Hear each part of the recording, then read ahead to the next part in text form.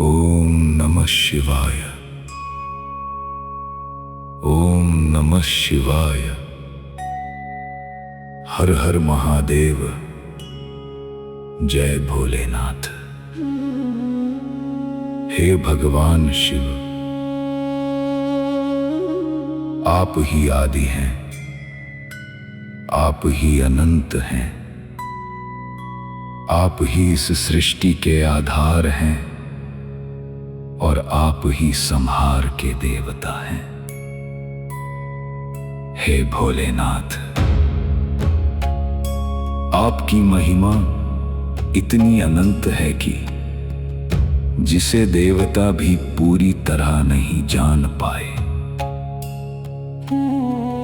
आज से हम सुनेंगे शिव महापुराण की पावन कथा।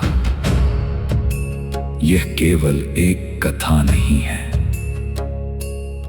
यह भगवान शिव की महिमा का वर्णन है, यह भक्ति की शक्ति का वर्णन है। यह उस परम सत्य की कथा है जिसका न कोई आदि है और न कोई अंत।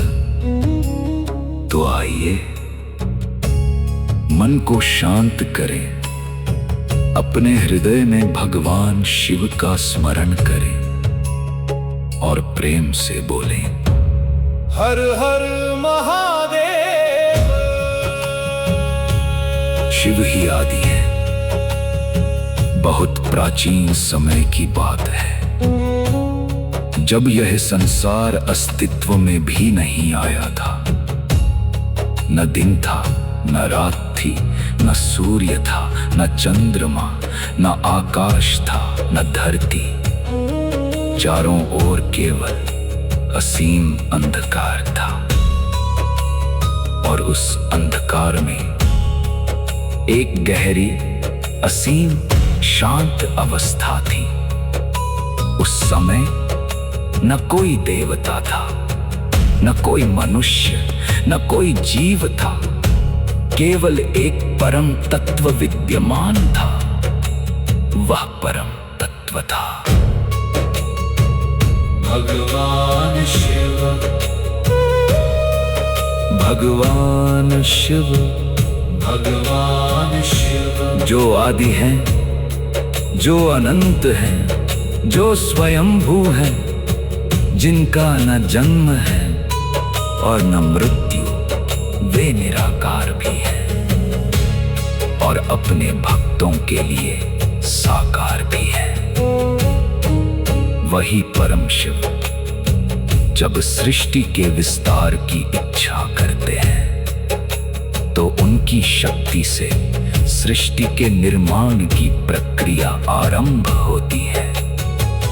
इसी परम शक्ति से ब्रह्मा जी और विष्णु जी का प्राकट्य होता है। ब्रह्मा जी को सृष्टि की रचना का कार्य प्राप्त होता है और विष्णु जी को सृष्टि के पालन का कार्य। इस प्रकार सृष्टि का विस्तार होने लगता है।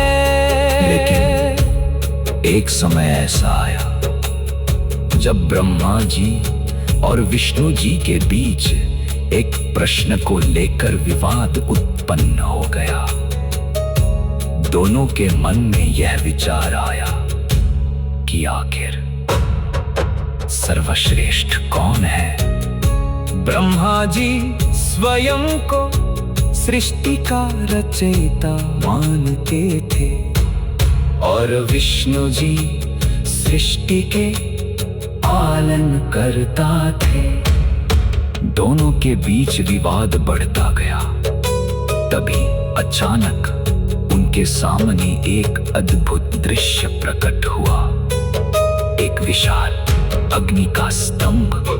वह अग्नि स्तंभ इतना विशाल था कि उसका न कोई आदि दिखाई दे रहा था और न कोई अंत। उसकी ज्योति से चारों दिशाएं प्रकाशित हो उठी।